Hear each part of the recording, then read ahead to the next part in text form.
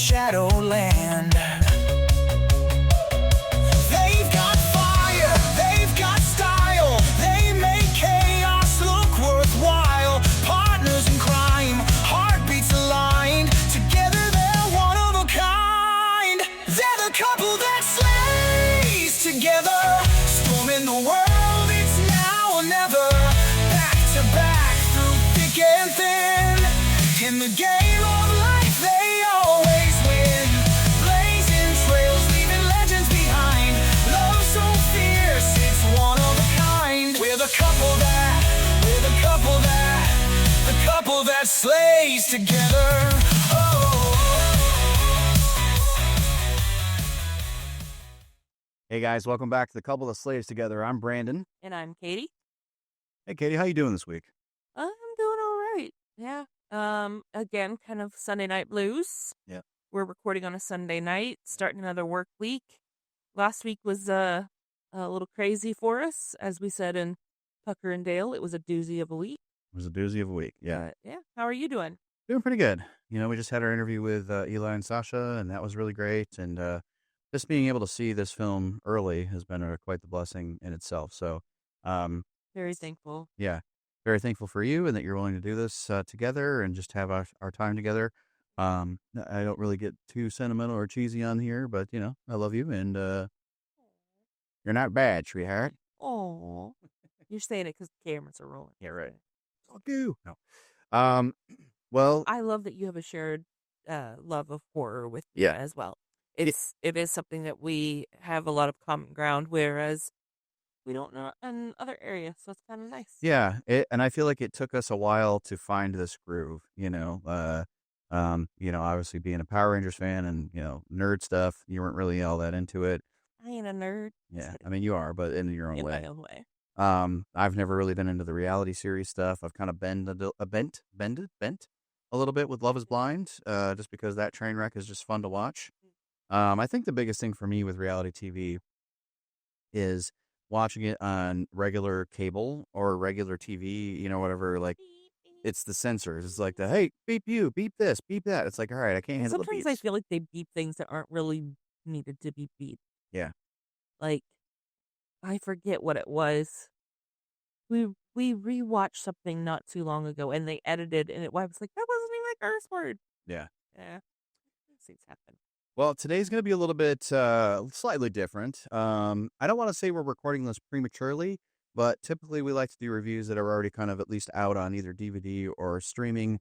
We're actually doing this today because we got a really awesome opportunity. Sasha Craig, who is Eli Craig's wife, she's been a friend of mine for a few years, and she played the yellow Lightspeed Power Ranger on Lightspeed Rescue, Power Rangers Lightspeed Rescue.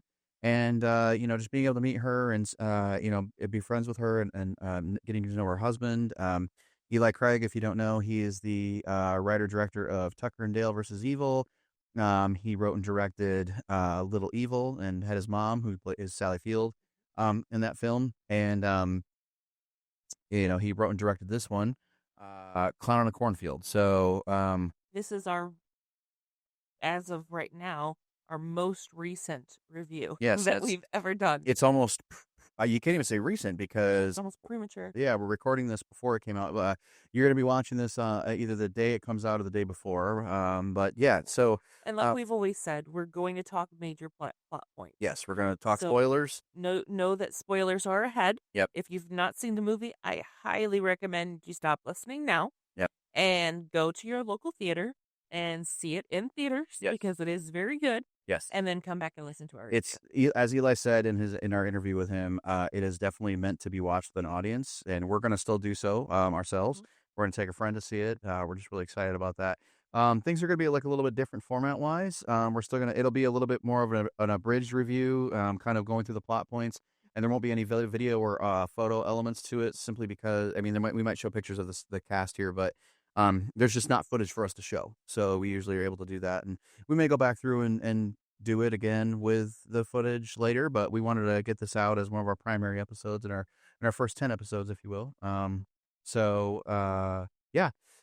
we get into that, we'll still do our regular middle segment, which is reading from our little Would You Rather book.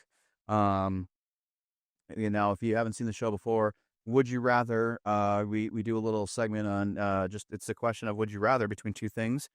Creepy decisions, scary questions. It's by Sophia Rivers, so something we picked up on Amazon. You can pick that up today too. I think it's only like $10, maybe 15.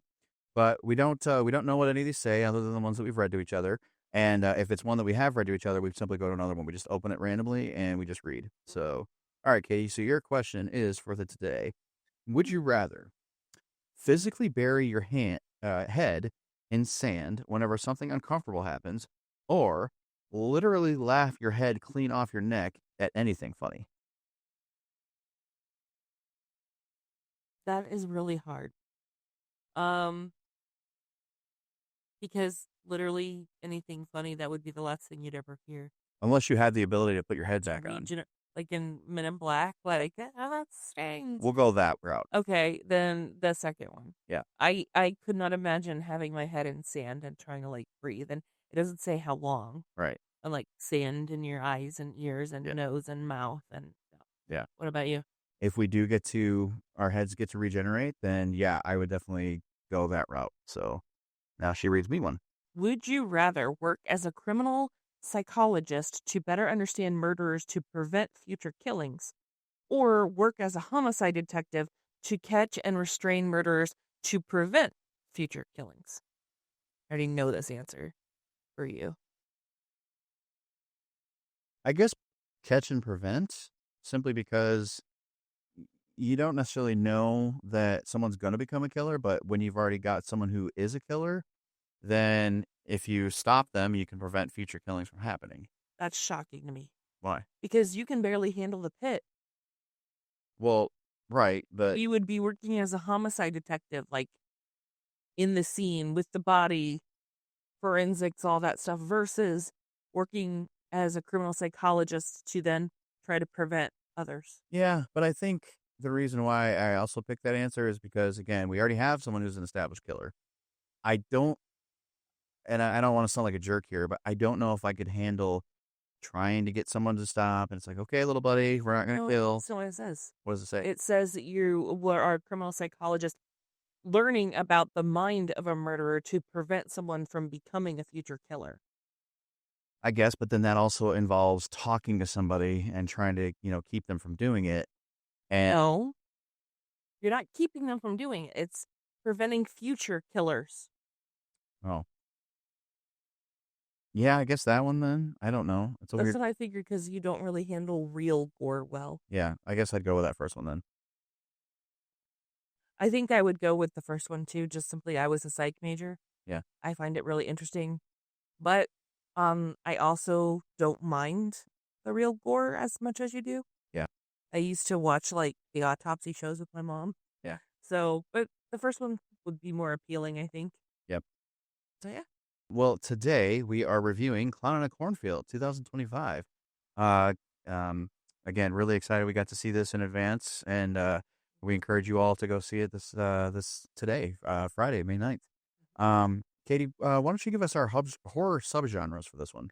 So obviously film, but we have down that this is a slasher, suspense, thriller, and teen. Yeah, I would also argue that it's a comedy as well.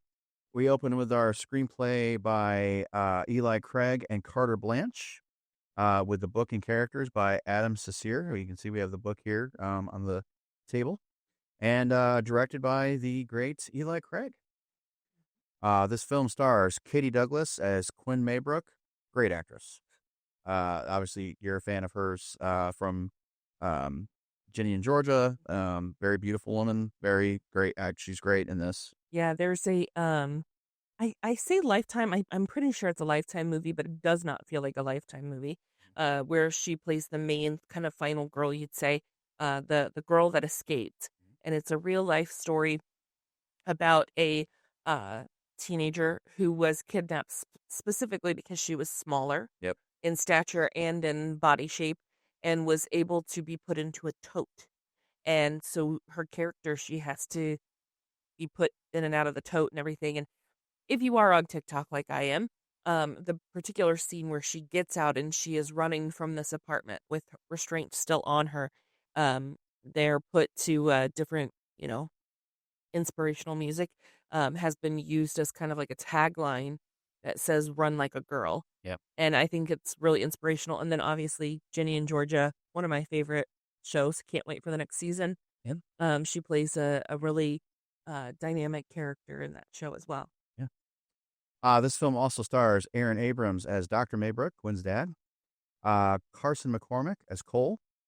Vincent Mueller as Rust. Cassandra Potenza as Janet. Verity Marks as Ronnie. Ayo Solanke as Tucker. Alexander Martin Deacon as Matt. And Eli and Sasha's son, Noah Craig, as the DJ or DJ. This also stars Will Sasso, the great Will Sasso from Mad TV and several other things. He plays Sheriff Dunn. And finally, we have Kevin Durant as Arthur Hill. Plays Cole's dad. You know him from several things: Lost, Abigail, Lock and Key. Is the Elon Musk look like? Yeah, he looks a little bit like Elon, but probably more likable. I don't know Elon, but I've met Kevin. Kevin's a great guy. Yeah. Our short plot summary of the film: a fading Midwestern town in which Frendo the Clown, a symbol of bygone success, reemerges as a terrifying scourge. We open the film with it opens in 1991. We kind of see like a flashback. We see two teens kind of out in the cornfield and doing what teens do. Oh yeah, drinking, smoking, getting high, about partying, to have premarital sex. Yep. Yeah, I mean it's basically a guy and a girl in a cornfield trying to get high, and we see the girl die. Well, he thinks they're gonna get high, but she's got other plans. She takes her shirt off. Yep. She's then a brassiere. Yep, and then the clown on a cornfield kills them both. We then fast forward. He squeaks away with his squeaky shoes. Yep. We then fast forward to present day. Quinn Maybrook and her father, Dr. Glenn Maybrook, relocate from Philadelphia to the small, economically depressed town of Kettle Springs, Missouri, seeking a fresh start after a family tragedy. The town is reeling from the closure and subsequent burning of the Bay Pen corn syrup factory, central economic and cultural institution. The factory mascot, Frendo the Clown, once a symbol of community pride, now serves as a haunting reminder of better times. And this basically happened pre-Quinn and her father moving here. But one thing to kind of keep in mind, as a lot of small USA towns go, the one big factory in town is what employs most of the town. Yep. So with it being burned down, most everyone is out of a job. Yep. Tensions and tempers are pretty high. Quinn trying to get acclimated in the town. Her friends, first she friends Rust. Rust shows up. Yep. Shows up at her house to walk her to school. To kind of have some chivalry and say, hey, I saw you move in. I'll walk you to school. Yeah. But he's kind of gruff. Yeah. He's a kind of a gruff country boy. Yep. You kind of start to think, well, maybe she's an outcast and he's an outcast. Maybe they'll end up getting together. Yeah. But it doesn't quite go that way. And then, so Quinn befriends a group of local teens, including Cole Hill, Janet Murray, however you say her last name, and Ronnie Queen. These teens are viewed with suspicion by the town's conservative adults, who blame them for the town's decline. Well, they're kind of picking on their teacher. Yep. They're known to make YouTube videos where they're taking the mascot, Frendo, and they've made him into a serial killer for their own amusement and YouTube channel. Yeah. The teens plan a party in a barn near the cornfields to celebrate Founders Day, an event from which they feel increasingly alienated due to the town's generational divides. And, this is the great thing about this film, where Eli was talking, in Tucker and Dale versus Evil, the big separation there is like the societal stereotypes. You got them damn hillbillies and you got those fucking college kids. Whereas this, it's more of a generational divide. So we're seeing different generations of teens versus parents. Yep, pretty much. That's kind of that's kind of like the overlay of the film. It's the temperature of the film, if you will. Well, before the big barn party, we do have a couple of the friends kind of start disappearing. Yes. Where we as an audience see what happened, but their fellow classmates and friends have no idea where their friends now are. Well, that too, and the kids have all kind of they're they're not your typical TikTok kids, if you will. They shoot everything in widescreen. They're actually like filmmakers, and they're trying to make their own slasher horror type of film. The kid, let me look up his name here. Tucker. Oddly enough, I meant to ask him about I wondered about that. Tucker, the black kid, the black guy. He He's kind of known as the prankster, yeah, but he really is like, yes, he is pranking people. Yep. But he does have an eye for like filmography. Yep. And he's really the driving force in wanting things to be recorded and put out on his YouTube channel. yeah. So they're making all these like fun YouTube videos, and then Katie, she's watching one of his videos, and because they've made again a friend of the clown into a serial killer. Yep. But then you see in the background of the video, there's an actual friendo killer in the background. So then it cuts to AO being in his room, or Tucker being in his room, and he is looking at one of his videos, and then all of a sudden he sees on his Ring doorbell, a friend of the clown is ringing the doorbell. So I thought that was it's a fun scene because he is like never pranked the prankster. Yep. So he thinks it's just his friends trying to get back with him. So he's like making a perimeter of the house with a Nerf gun. Yep. Because he just doesn't think that there's any real danger. He just thinks he's about to get pranked again. Yeah. But this is when we see for the second time, and we kind of draw the parallel to the 1991 flashback. Yep. You get to see the like Jack in the Box friendo box that is being left prior to your demise. Yeah. Which I'm dying to have one of those boxes. They're pretty cool. Yeah. And then later on, a little later on, the character Matt, the bigger dude of the movie, you see him lifting weights in his garage, and there's another friendo attack there. He kills him, beheads him. He's kind of the cliche jock of the group. And would you say that Quinn and her group of friends would be the popular kids? Yeah, definitely. Really? I kind of, again, this is a small town, small class sizes. In a way, they're kind of, okay, so we've got a stereotypical blonde Barbie looking. We've got a stereotypical jock. Yep. But then we have, Tucker's kind of the film guy, but he's not necessarily nerdy. Yep. Quinn's the new kid. Cole, who becomes friends with her, is kind of seen like he's friends with them, but he's not he's kind of more almost artistic, but not. We don't see him painting or anything like that. But it is kind of a modge podge of friends that make up the cool kids, if you want to call them that. Yeah. So like I said, all these teen deaths kind of start happening. So then we get to the party. Now, because Quinn keeps getting in trouble, the cops, so the police officer, the sheriff, is played by Will Sasso from Mad TV.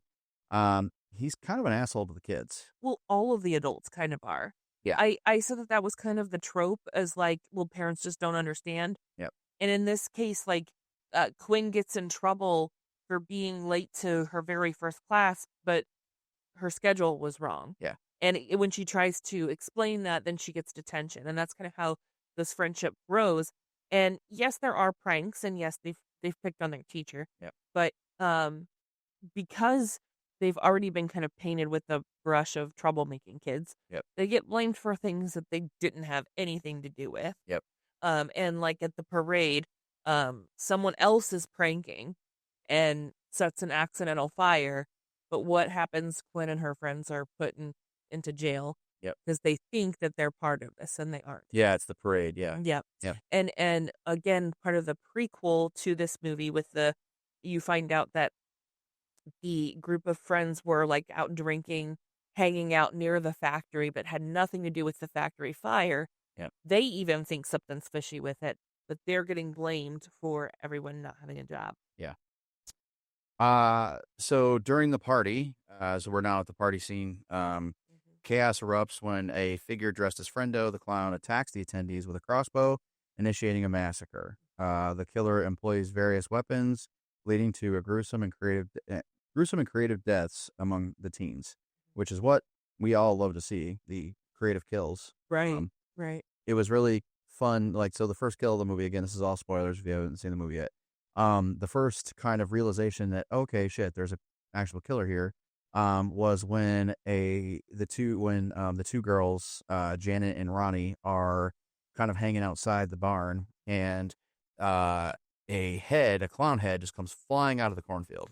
Well, first, another teenager that we don't really know who this person is.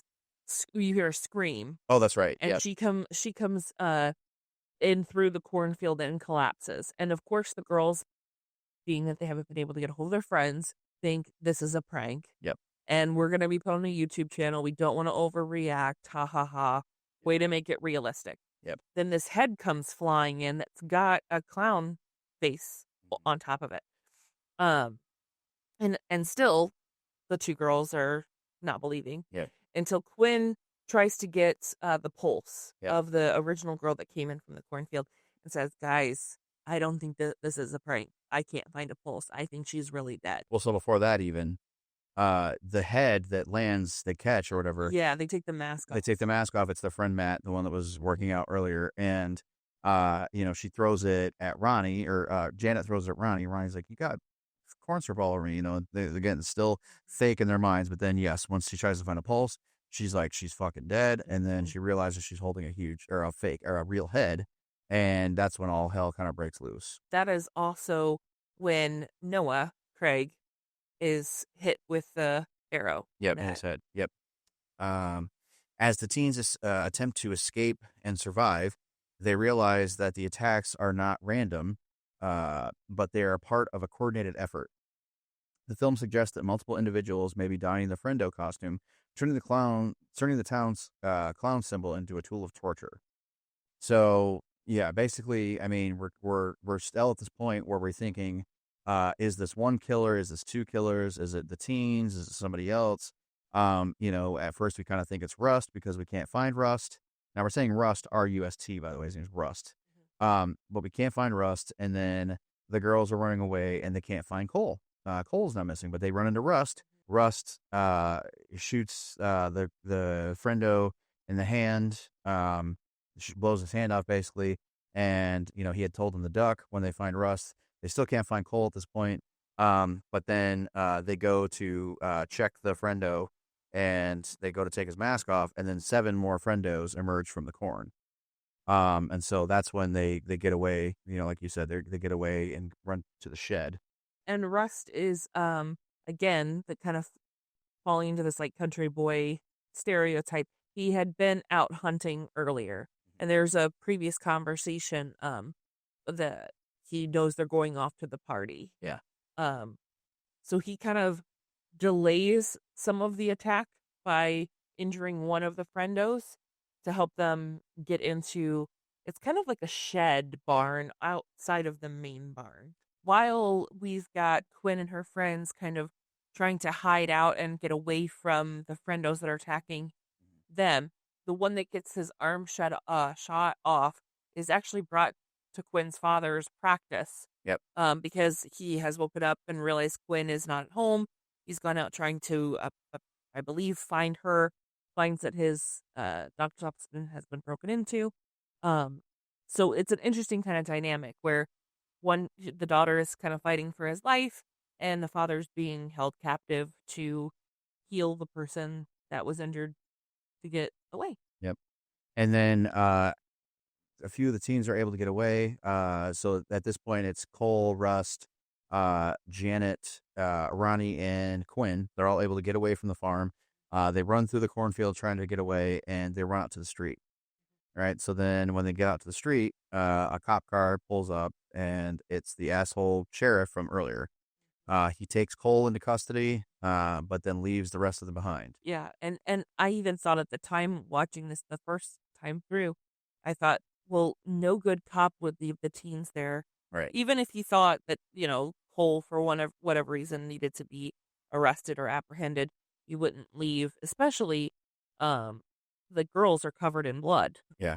You wouldn't have left them there. Yep. There's a good amount of, chase scenes, and there's some really good comedy with specifically Ronnie. she's like, "This means I'm next." You know, Okay. she's not too excited to be going through a cornfield in the dark to get away from a killer. Can't blame her. Yep. Um, and when we say cornfield, this corn is taller than they are. Yep. Um, and we unfortunately lose the two girls in two separate deaths. Um, but they're I don't know the blonde's name. Janet. Janet.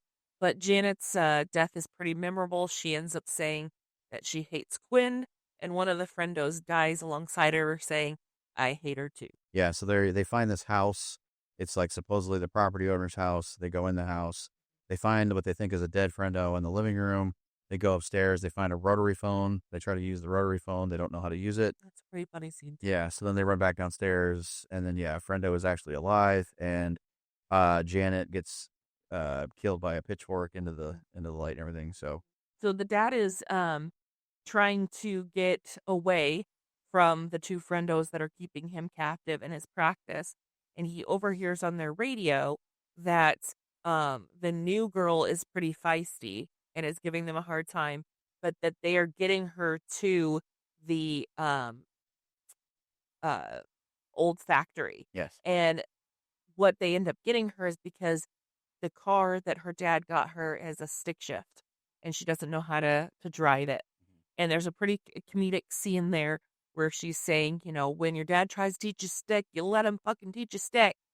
And she is apprehended by the friendos and taken to the factory. So dad knows that that is where her daughter, or I'm sorry, the dad finds out that is where his daughter is going to be taken to. yep, So he is en route to that old factory when Quinn wakes up.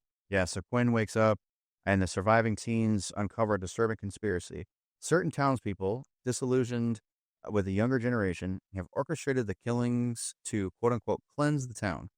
The friendo persona is used to mask their identities and justify their actions. The teens confront the reality that the very adults meant to protect them are behind the violence, forcing them to fight back and survive. Um, in the final confrontation, Quinn leads the charge against the killers, utilizing her intelligence and resilience. Well, and you find out that Cole is about to be hung. Yep. They're going to hang him. They're going to frame Cole and write a suicide note that it is Cole that has done all of this. Yeah. And then Quinn's dad drives in, saves the day. They're able to kill a lot of them. So the clown killers were obviously the one orchestrating all this was Kevin Durand, who was Cole's own father. Cole's own father. Exactly. We had the sheriff, who we were right about. That was one of the killers. Their teacher, the waitress in the restaurant, the store clerk owner or the gas station owner. Several people were a part of this orchestration. So, And that's honestly only the ones that we truly know of, right? There were several that were killed yep, that we were not unmasked. So, yeah. yeah. The film culminates in a bloody showdown that exposes the depths of its town's corruption and the strength of the younger generation. Find out they've been doing this. Yeah. The kind of a final monologue there, that this is a generational thing. Yep. Which I find interesting. It made me question, like, I noted, I said, is it kind of like Santa, where you kind of figure it out growing up in this small town? Or do, parents sit you down and say, hey, this is what we've done? Because he talks about the 60s had the hippies and the 90s had burnouts, like how that exactly works. Yeah. And then do some of these adults go, no, I don't think I want to hunt down my own teenagers. Right. The narrative concludes with Quinn and the remaining survivors contemplating the future of Kettle Springs, now aware of the darkness that has now had been festered beneath its surface. So basically, Quinn's at home with her dad. We find out that this is a big spoiler that Cole and Rust were actually they're gay. They're a gay couple, or they become a gay couple. They were best friends growing up, and kind of seems like Cole was trying to figure out his sexuality and didn't know if he wanted to be gay. And Rust was a little bit disappointed that he wasn't just embracing who he was and, that he loved Rust. Yeah. We find that out earlier in the film. But there is an interesting moment where Quinn is kind of initiating some that, she wants to go a little bit further than just kissing with Cole. Yep. And he says, no, let's just, go get a beer and not do this. And then when you find out that these two gentlemen, Rust and Cole, that have always throughout the movie been kind of gruff with each other, that something happened pre-movie Yep. that um I guess maybe spooked Cole Yeah. into not wanting to admit his feelings and has caused a rift between the two. And it is a pretty comical moment because the audience, as well as several of the characters, all go, ah, okay. Yeah. Now I get what's going on. Yeah. Yeah. So I mean, this was a big one again, where Eli flips the script, and you don't expect what's going to happen. Do you think it's going to be one of the teen killers? You think it's going to be, or you think it's sorry? Do you think it's going to be one of the teens that's one of the killers, or two teens? It kind of, at one point, like it's only for a second, but you're kind of wondering, okay, are Cole and Russ the ones that are killing everybody? Yep. But then you find out, no, it's the town, it's the parents. Yep. Um. Up until the moment when several of them come out of the cornfield by the barn, Yeah. you're not really sure if there's only one Right. or two. Yeah. And they are wearing very similar costumes, but slightly different. Yep. So, when they're all together, you can kind of see some difference in them. But when it's like one-on-one attacks at the beginning, you think it's just one person. Yep. What I really loved about this movie is the laugh that Friendo had. The laugh was all the same with the clowns, but even though they're different people, you kind of hear like a voice box, like, hey, hey. Like it was really cool. Yep. And if you've listened to our interview, or if you haven't, we got to find out that Eli himself actually helped to make that laugh. Yeah, I think he might have done, because he said he was the one in the warehouse. So I'm wondering if he was the laugh, and hearing his laugh, I think he might have been the one on the teens camera, like when you hear their friendo laugh, like not the actual killer. It sounded similar to his, but I could be wrong. Yeah. One of the things I loved about Friendo was his squeaky shoes. Yeah. I think I can only remember twice that you actually hear the squeaky shoes, but it's a cute little after a kill squeak squeak as he's walking away. Yeah. So definitely look for that if you didn't catch that when you watched it. Yeah. Honestly, the couple questions that I have for this movie is, as a parent, like, what's the point of the parents killing the kids? Like, why even have them if you're going to kill them?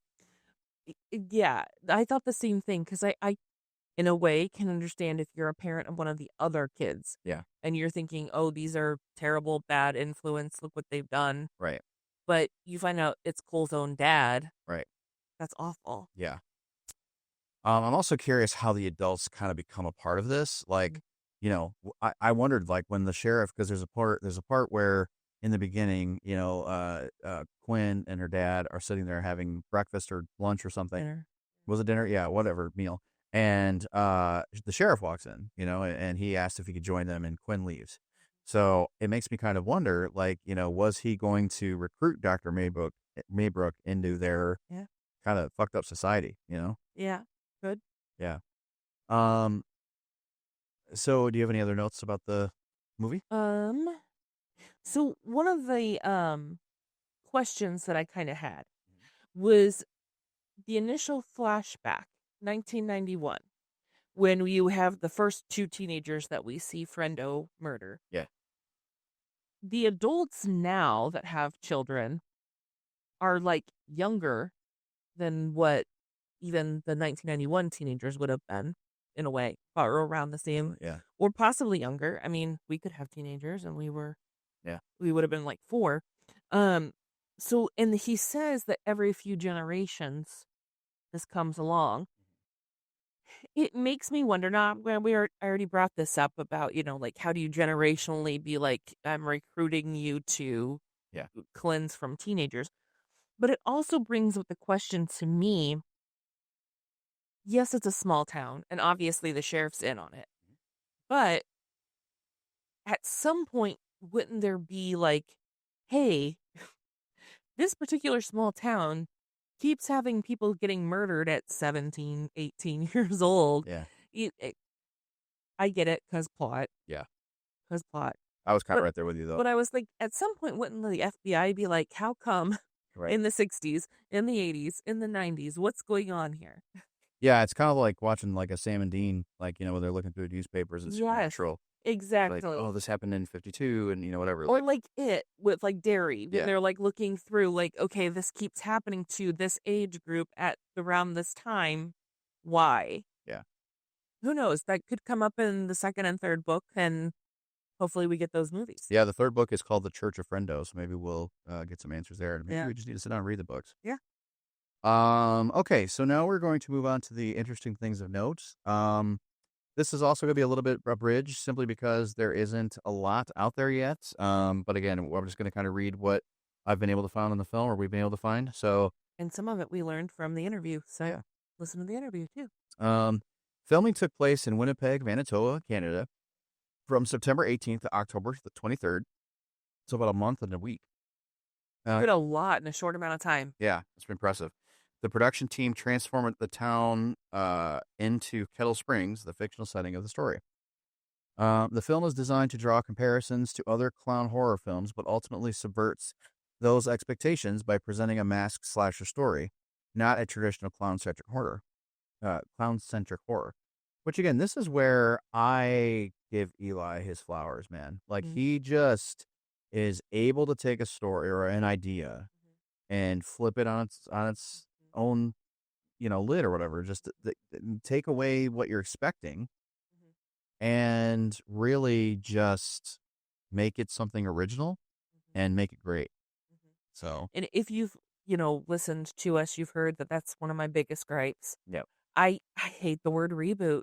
I am so sick of hearing about reboots. I'm, of course, going to watch a lot of the big name reboots that are going to be coming out this year and next year.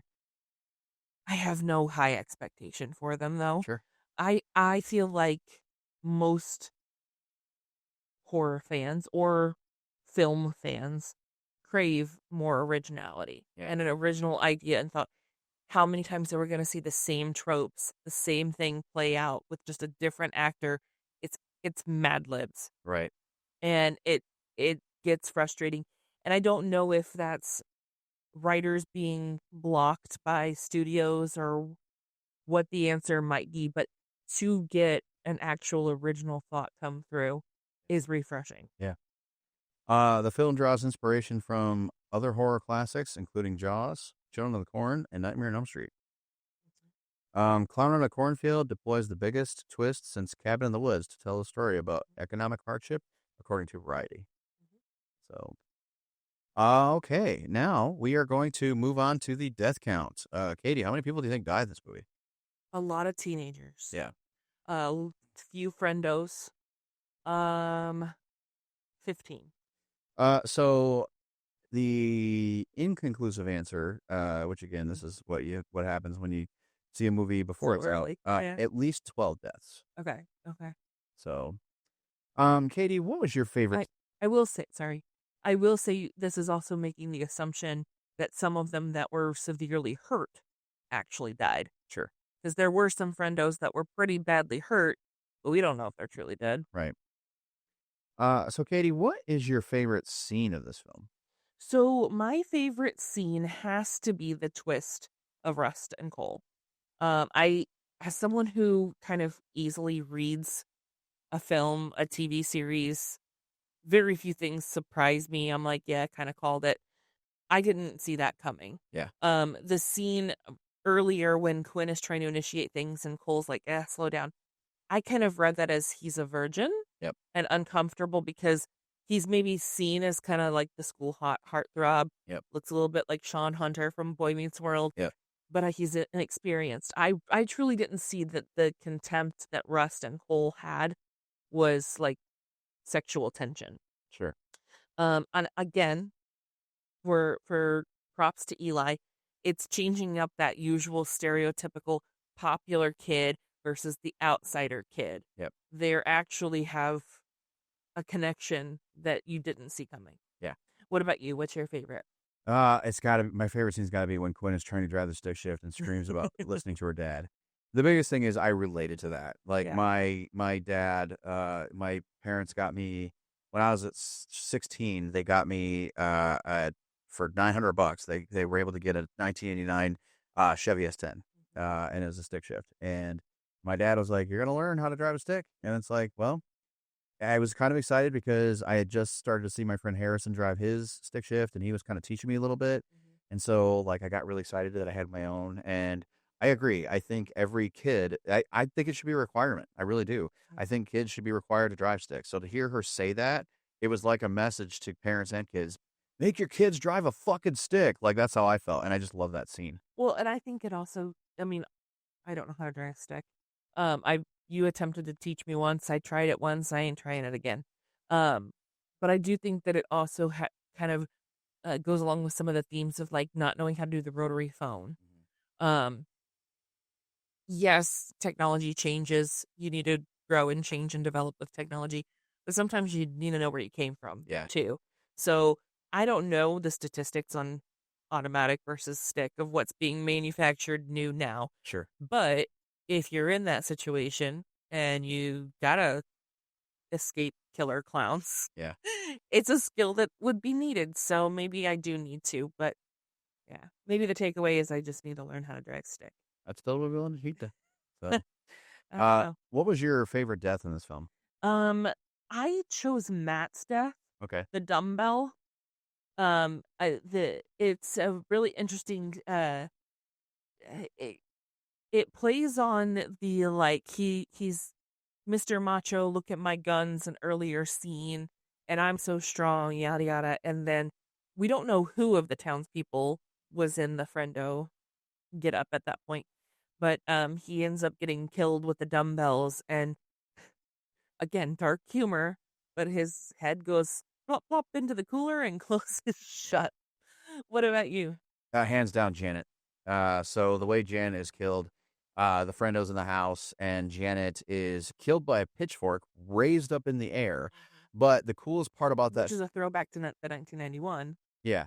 But Yeah. the coolest part about that is she gets killed. She gets hoisted up in the air by this pitchfork, but then the pitchfork is stabbed into like a light fixture, and so it not only stabs her through the stomach, it electrocutes the shit out of her. And I thought that was such a brilliant kill. Mhm. I thought that was great. That would be a close second for me, Yeah, but I just loved the humor of the head going into the cooler. yeah, for sure. Okay, so now we are getting into our rating system. So when we rate films and television shows, we like to talk to our friends and say, hey, what do you give that for a letter grade, or what do you give that, for like a rating of 1 through 10, or how many stars do you give it? Well, here at the Couple That Slays Together, we like to be a part of all the conversation, so we rate all three. Katie, what do you give this for a letter grade? I gave this an A. Okay. I noted here that it had a great twist, original thought. It still had the classic slasher feel. Yeah. It still had teenagers in danger trying to figure out what the heck's going on. Yeah. I didn't do the plus just simply because there is still a lot of the kind of, well, what happened before. Yep. And there's a few plot points that I wish that I could have just known a little bit more of. Yep. What about you? I feel the same way. I gave it an A. Because this is so enjoyable. Like, I feel like, there were so many movies that we didn't like. There was so much in like the early 2000s. Actually, let me say the late 2000s and like the teens, where we didn't get a lot of great horror movies. And I feel like society is like, yeah, we're going to change that. You know what I mean? So we've gotten these really good ones like Thanksgiving and Black Phone and Abigail and like Megan. And like, these are all like really, it's like there's this resurgence of horror. And I really feel like where movies like Imaginary and The Monkey, they were okay, but not great. They're not going to, I mean, it's okay. It was okay. You know what I mean? Like, they're not going to be like the ones that you talk about, like, and I feel like this one's going to get talked about. I think this one's Yeah. going to have a Tucker and Dale effect where it's like, oh my God, did you see Tucker and Dale? It would be so damn funny. I feel like this one's going to be kind of like that. Oh my God, did you see Clown in the Cornfield? It was so good. And I really hope that it does well so that we get a second and third because I do think there's more story to tell. There is. But I also gave this, I gave this a 9.5 for a rating. Yeah. What did you give for a number? I gave it a 9. Okay. I honestly did debate between 9.5 and 9. I just felt again similar to what we talked about with Tucker and Dale. I Yeah. absolutely love it. but because there's still kind of some questions. Yep.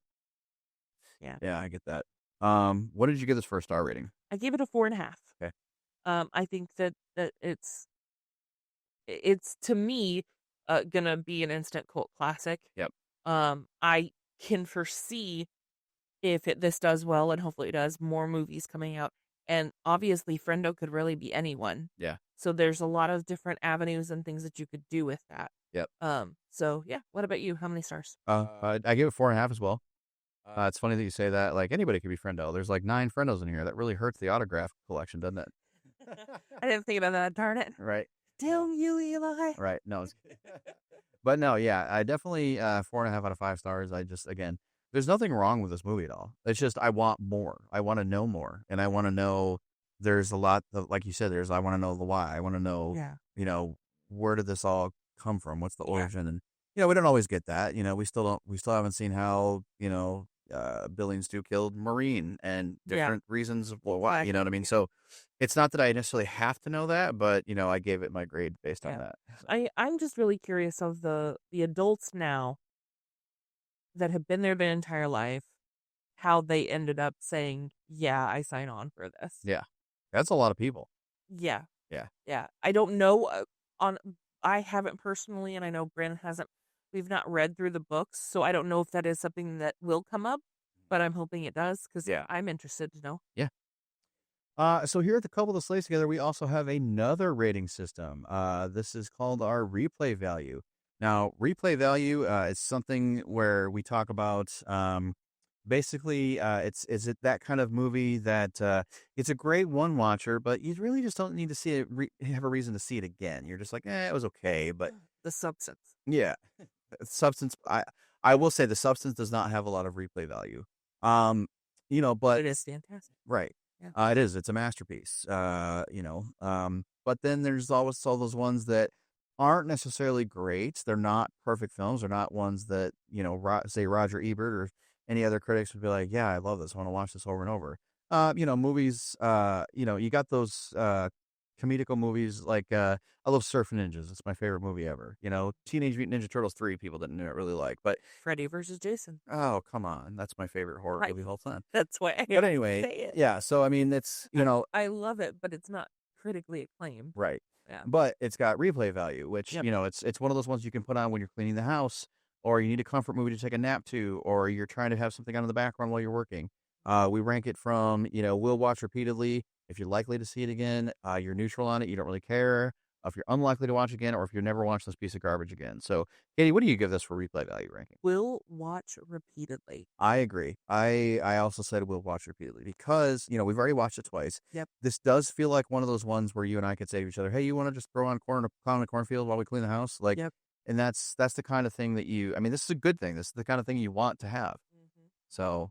I feel the same way. And, we watched it once just for purely entertainment, and then we watched a second time for the note taking. Yep. And I don't know Brandon's process, but my process really is like no phone, no playing Sims, no nothing, just trying to focus in on what, is being told to me. And in the second watch, we knew about the twists that were going to come. Yep. But you then kind of saw some of the Easter eggs. Like in our interview, I was talking to Eli about it. You kind of saw the undertone of rust and coal. Yeah.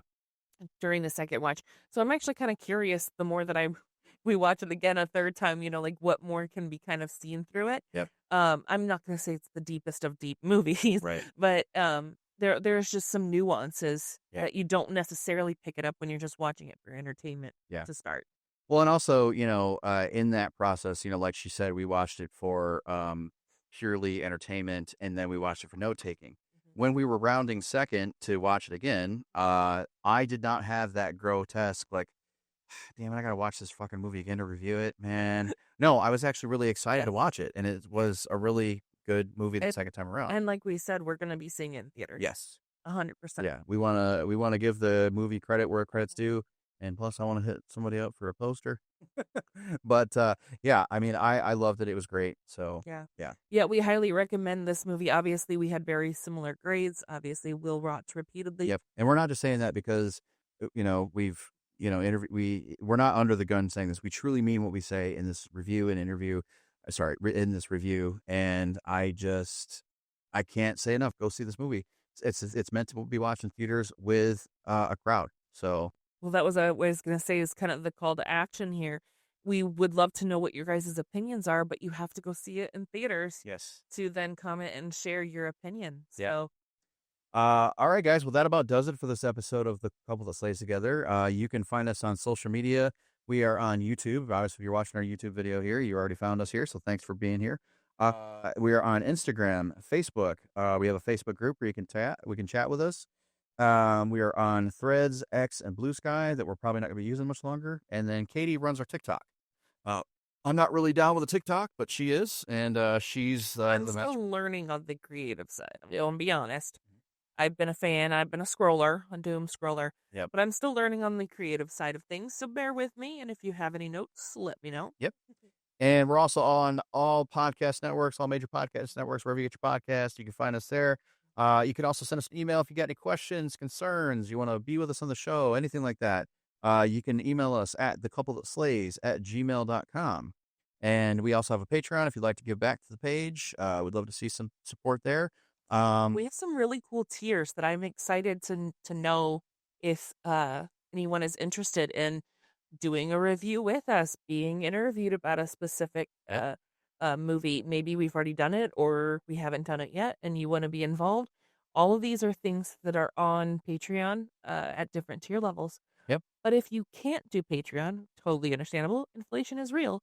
Yep. You can always like, share, comment, subscribe. Tell your buddies at work that you know like horror about this podcast, this YouTube channel. Yep. All of these are free, and it helps grow our community and keep us making content. Yeah. Well, thank you guys again for being here. Again, we encourage you to fuck with Friendo. Go see this in theaters. It's playing now in theater, and get out there and see that movie. Keep cinema alive because we're losing theaters. So, from The Couple That Slays Together, I'm Brandon. I'm Katie. And until next time, enjoy your horror. Bye, guys. Bye. We're the couple that slays together.